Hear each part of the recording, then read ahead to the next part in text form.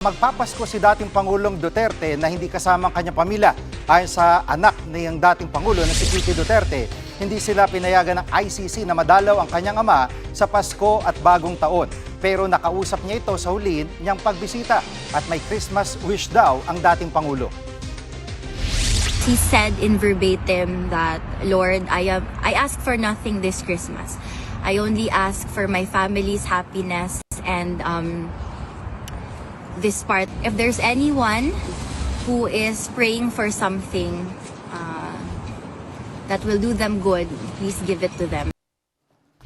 Samantala, bumati si Vice President Sara Duterte ng maligayang Pasko sa mga Pilipino. Panawagan niya ipagdasal ang kapayapaan at katatagan ng ating bansa.